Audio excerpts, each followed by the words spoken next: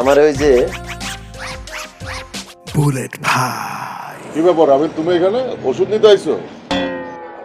জি bullet ভাই, আমি আসলে ওই ওষুধ না স্যালাইন নিতে আসছিলাম আর কি। স্যালাইন কার জন্য? কার কি হয়েছে?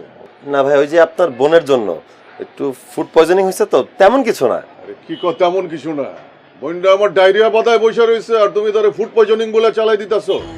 হইতে পারে প্রীতি আমার মামাতো বোন, কিন্তু ওরে তো আমি আমার আপন বোনের মতো দেখি, তাই না? তোমার আমার একটা রেসপন্সিবল পোলা মনে হয়েছে বলে ওর সাথে তোমার বিয়াটা দিছি, আর তুমি একটা ইরেসপন্সিবল পোলার মতো কাম করলা। বুলেট ভাই, বিষয়টা এখনো ডায়রিয়া পর্যন্ত যায়নি, আপনি কোনো চিন্তা করবেন না। বাসায় গিয়ে স্যালাইন খেলে ঠিক হয়ে যাবে।